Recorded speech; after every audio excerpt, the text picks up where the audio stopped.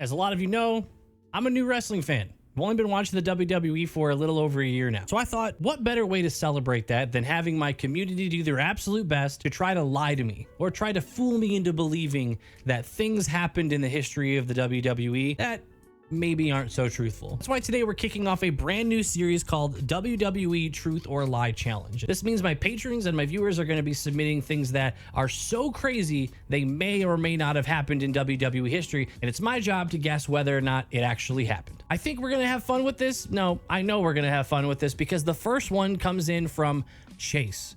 Vince McMahon had a match with God. We are either starting off with someone who's not even trying, someone who is actively just kind of throwing in this game, or Vince McMahon had such a huge ego that he actually had a match with God. Okay, there's one of two ways this could have happened. He either went full pretended to face like a John Cena and swung at nothing and maybe sold against a ghost in a ring, or they had somebody dress up and be God and fight Vince McMahon. And I can't tell which one seems less believable. The worst part is I could see Vince booking himself to beat God. I'm going to try not to look really stupid early on, and I'm just going to say no. No, there's no shot that Vince McMahon had a wrestling match against God. Okay, I looked into it. I don't know if this counts. It was him and his son Sean versus HBK and God, and it said that he was gonna start his own religion, and if he won, the people would have to convert. Okay, so okay, screw it. Technically speaking, yes, it looks like the WWE did advertise a match between Vince and God. I can tell right now this is going to be harder than I thought. This one's from Jordan. Vince McMahon tore one of his quads while storming to ringside to try and slide into the ring.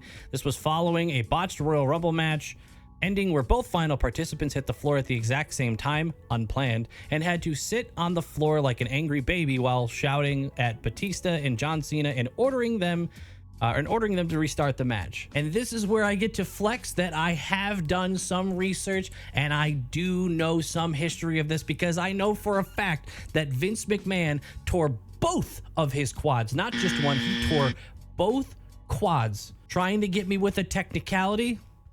Try again. Dak for Life says, must be a Cowboys fan. Dak for Life says Asuka had one of the longest undefeated streaks in professional wrestling history, but is 0-6 at WrestleMania.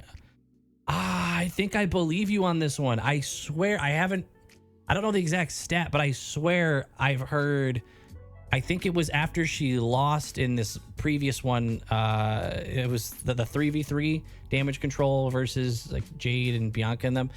I want to say I heard someone say something along the lines of it's another loss for Asuka at WrestleMania, implying that she hasn't won very often or potentially at all at WrestleMania. So I'm going to say this one is as crazy as that is, being that it's Asuka, but I'm going to say that one's probably true. Asuka has never won a match at WrestleMania. Yeah, it says she's 0-6. All right, that's crazy, but hey, I got it right. Josh Rogers says Vince McMahon lied about a legitimate bomb threat as a reason as to why WrestleMania 7 happened at the Los Angeles Sports Arena instead of the Los Angeles Memorial Coliseum because ticket sales were low. So you're saying that it was, or maybe originally going to be at a Coliseum, so a much bigger venue, and then you're saying that Vince McMahon lied about a bomb threat, and that's why they're saying that they had to move it to a smaller arena.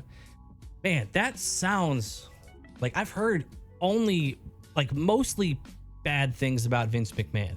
The only positive things were like that he built WWF/E and turned it into what it is today, and then obviously he lost his way along the way. This doesn't seem crazy far off from something that he would do. I'm going to say that one's true. I'm going to lock in and say it's true. Okay, I'm not seeing anything that says that actually happened. The closest I've gotten is that apparently his limo exploded. Someone's got to explain that one to me. So I would think that'd be pretty easy to look up. I don't see it, so I'm going to say I got it wrong. Maybe that was not true. Billy Man says the Big Boss Man fed Al Snow's dog to Al Snow in the build-up to their pay-per-view match. He fed him their dog? Okay, if that's true, that's insane. Like, not even like, that would be terrible. But more realistically, I could see it being a thing they did, but not really did. Like in kayfabe they did, and he was just having like a burger. So if I had to guess here, I'm gonna say that it did happen in storyline, but not really. Oh my God, that one was true. I assume only in story. I assume only in story. I pray they didn't actually do that. There's no way, right? That would be, no, there's, oh God. Okay. I guess that happened. William says, oh, I have the perfect one. John Cena and Shinsuke Nakamura faced each other in a match to become #1 contender for the WWE Championship held by Jinder Mahal.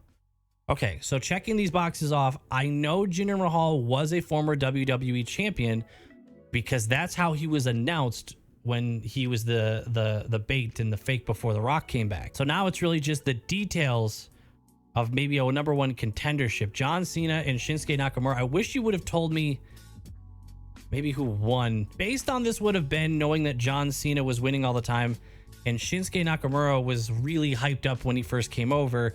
I could see this happening. I'm going to say it happened. I'm going to say John Cena probably won and then faced Jinder. Okay, according to the internet, I was right, except for when I tried to get cocky and I added too much detail. It looks like Shinsuke won this match and then went on to face Jinder. Doesn't say who won, but I'm still taking the dub. I still said what you said was true, and it looks like that is. Vegas Viking says Snooki from Jersey Shore has the same amount of WrestleMania wins as Ric Flair. No shot. Nope. Nope. Nope. You got too comfortable, Vegas. You got too comfortable. See it. What athleticism. Look. Shot. A splash. Two. Cover. Three. A hook of the leg. And Snooki has won the match for her team. This can't be. This can't be. How many wins does Ric Flair have? Ric Flair has a WrestleMania record of 2-4. 2 wins. Okay, it says Snooki. I only see 1 match from Snooki. So I think I'm still right. I'm less right than I thought I was, but I expected Snooki to have never touched a ring before. But you said, Vegas said Snooki has the same amount of WrestleMania wins, and it looks like WrestleMania wins for Ric Flair is 2. So I'll take the dub, but I still don't feel good about it. The personality says John Cena has never been a tag team champion. There's no shot. There was the whole John Cena lull wins whatever era, right? Like he had to at one point be in a tag team. Well, maybe it doesn't mean he was a tag team champion though. He probably tagged for a while. I'm gonna say screw it. I'm gonna say it's true. I'm gonna say it's true that he's never been a tag team champion. Damn it, 4-time tag team champion. Okay, yeah, you got me. Damn, that one actually. I should have stuck with my gut. Final Wolf says The Miz defeated Damian Priest in a match where the ring was surrounded by zombies dressed as lumberjacks. No, just no. Watch full match. Damian Priest versus The Miz, lumberjack zombie match. Okay. Really? I'm not gonna watch that right now because I hope that gets submitted on Patreon and I'm gonna watch that all the way through there because screw it. This is a great time to tell you guys that I have a Patreon and I watch classic matches or whatever crazy matches that you guys submit to me. There's a free match on there every single month that the free members, that could be you, get to vote on every single month. So you can join for totally free and then you can upgrade at any time if you want more content. Jacob Michael says Io Sky is the second longest Mrs. Money in the Bank holder at 35 days. Really? No. That's the second long. Well, okay, hold on. I don't think there was always a women's Money in the Bank. Maybe there was, and I don't know. So let's just say it only happened in the last, I don't know, 10 years. Then it's possible that there could have been one longer one because just with how the WWE has kind of treated women in the past, they could have used the women's one as like quick payoffs. Like it gets cashed in like same night. I know that's happened. Same night or like a week later or next PLE. The second longest being 35, and then maybe there's one that held it significantly longer. I'm going to say true. You know, it sounds crazy when I first read it, but I'm going to say true. Oh my God. Yeah, it is true. And it looks like based on what I'm seeing here, that previously the second highest was 5 days. Maybe the women's Money in the Bank is way newer than I thought, or they really just always cashed in like the same week or the same day. Man, women's wrestling's come a long way. Sean says Vince McMahon started a Royal Rumble match at #1 and won it. I don't know if I buy that Vince McMahon went in and like not even won it. That's not even the part that really throws me off. It's the idea that he would be in the entire match. Like, the only way I could see Vince McMahon winning the Royal Rumble after entering at number 1 would be if he just bailed, like hid outside of the ring and came back in to eliminate the final person, which if that ends up being who that is, wow. I'm going to say no shot. I think you're trying to get me here. Okay.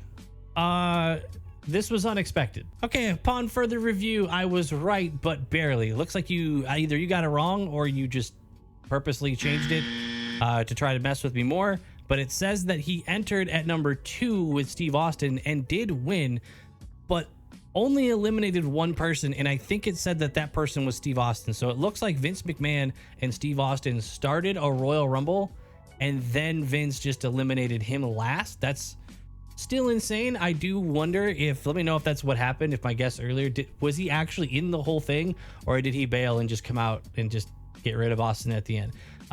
That's crazy. Josh Tiley says Michael Cole has a better win percentage in WrestleMania matches than The Undertaker. Okay. So I know Michael Cole has a match. I don't know if he wins it, but I could see him winning it, and then that would give him a 100%.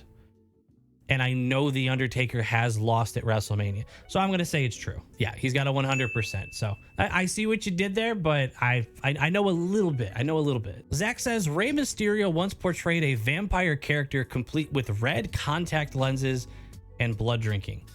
So this is immediately more believable because I'm 90% sure like 99% sure Rey Mysterio does wear white contacts sometimes. Like, I've seen, it looks like one of the contacts falls out mid-match. So he already is known to wear the contacts. I'm going to say no. And the reason for that is maybe I'm putting too much like honor on like the luchador thing, but my guess would be that because of how strict they are on the mask removal and stuff like that, I doubt they did a vampire character while he's portraying this luchador persona.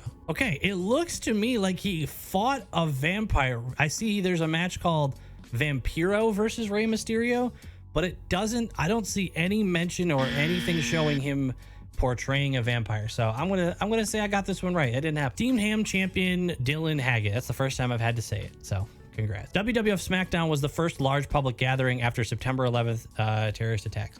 I believe this to be true, and I'm pretty sure I know it to be true. So unless you're messing with me when maybe it was the WWE and not the, unless you changed a detail or something to try to make it harder, I'm pretty sure I saw a video that explained that they wanted to be that sense of normalcy after 9/11, and they wanted to bring the show back. So I believe this to be true, and I'm 99% sure that that's 100% accurate because I'm pretty sure I saw a video on it, but I think that's kind of cool. Alex says a member of the WWE Hall of Fame became president of the United States of America. I know that to be true. I won't lie, ones like that really make me wonder how that makes long-term wrestling fans feel about the WWE Hall of Fame, if there's like celebrities making short appearances. I know he was there for like a feud or something. I saw a little bit on it on Assemble's video that he posted recently, but that does make me curious how, big WWE fans or WWF fans or whatever feel about celebrities kind of taking a spot in the Hall of Fame like that, or if it even matters to you. All right, guys, that's it for this one. Trying something new. Let me know if you like it. We can do more of this kind of thing in the future. If you didn't like it, also let me know, but be nice about it. I appreciate you guys watching. Thanks for all the patrons that are up on the screen right now. I'll see you guys in the next one. See you guys.